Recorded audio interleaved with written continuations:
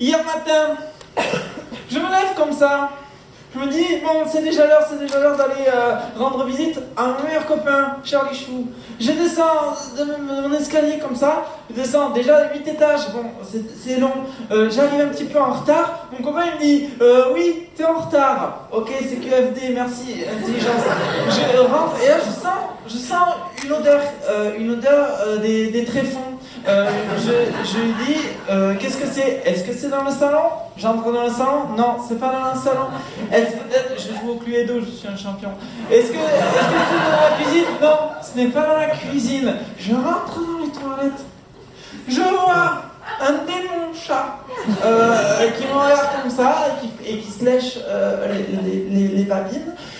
Et il me dit, j'ai fait caca, Olivier. Je dis, ouais, mais ça pue la mort, ton caca. Voilà.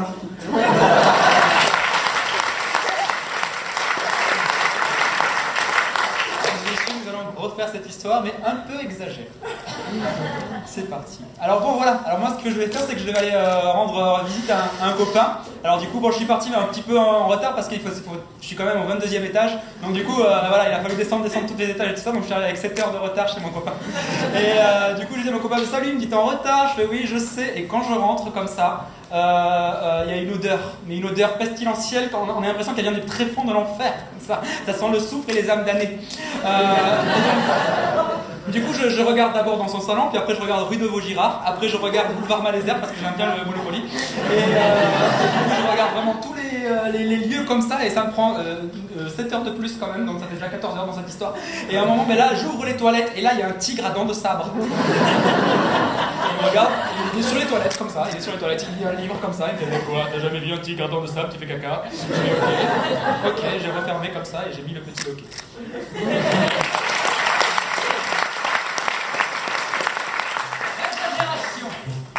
Ce matin, je me suis levée avec mes 12 000 réveils, parce que j'avais rendez-vous avec mon meilleur pote. Il faut que je m'y prenne à l'avance, hein. Parce que moi, j'habite là-haut, au 300e étage. Alors vas-y, je prends l'escalier, je chope le parachute au 200e étage, j'ouvre la fenêtre, je saute. Le lendemain, j'arrive chez mon pote, dis donc, j'ouvre la porte, il était vénère d'avoir attendu une journée, il m'accueille et il me dit, je vous répète pas, c'est grave. Ah, je rentre, premier évanouissement. Oh. Une odeur, un truc monstrueux quoi.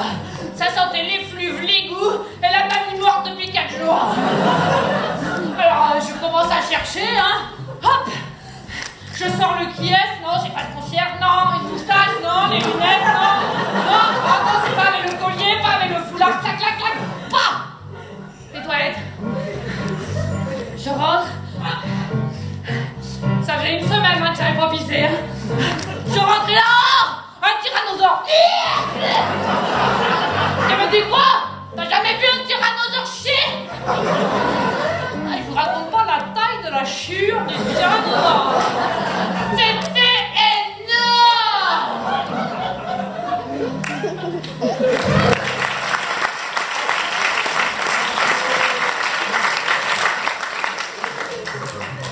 Bon alors, j'étais hyper en retard pour aller voir chez un copain, c'est hyper chaud, j'habite sur la lune en plus. Alors bon, je prends ma fusée, je saute dans ma fusée, pop, une panne de carburateur, je saute dans la mini-fusée de réparation, hop, je descends, je saute le parachute, hop, un oiseau froid qui est dans le parachute, je tombe comme ça, pam, je me nique les chevilles déjà, pam, tombé.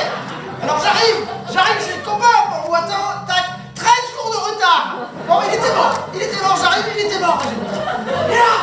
Et là, j'avais les yeux qui saignaient, ah, du pu qui sortait des oreilles. Et là, je cherchais comme ça, alors je regarde le côté jaune, côté bleu, côté vert, je suis un fan de Trial Poursuite. Hop, juste bleu, capitaine du côté là, putain, c'est dur. Capitaine du côté là, je leur sérieux, je le chiotte. Hop, j'arrive au chiotte, j'ouvre, et là, bam, une armée de coyotes, une armée de coyotes en feu qui se jettent sur moi, mais c'est direct, ils me sautent dans la gorge comme ça, et me lancent des petits morceaux de caca. Dans les yeux, les caca, les caca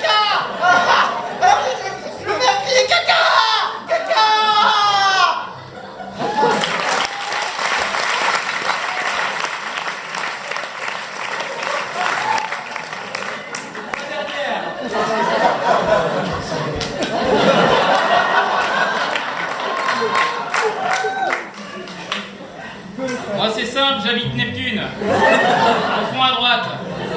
J'étais environ en retard d'une année-lumière. Alors je me suis levé, je suis monté dans ma navette spatiale. J'ai franchi des murs d'astéroïdes, je suis enfin arrivé près de la Terre et là j'ai sauté. Direct, sans parachute, sans rien. Comme ça. Ah, j'ai vu un oiseau.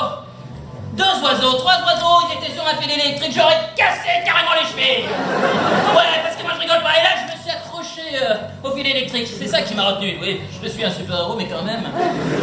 J'arrive donc chez mon pote. Une odeur de fou. C'est bien simple. Hiroshima à côté, c'était que dalle. Je mets mon petit masque. Je rentre. Et là, je commence à voir du pu qui sort du nez. Et des oreilles et de tous les orifices. Bref, je rentre. Et là, mon Dieu, je cherche partout. Je vais voir en Pologne, en Croatie. Oui, j'adore Risque. Et enfin, j'arrive enfin près du Guatemala. Et là, une porte devant moi avec marqué WC. Je veux dire WC, les toilettes, les chiottes, enfin, voilà, le trône. J'ouvre. Une énorme baleine en train de déféquer. Et comme je n'ai peur de rien car je suis un super-héros de Neptune, j'ouvre cette porte et je dis non, baleine, tu ne me fais pas...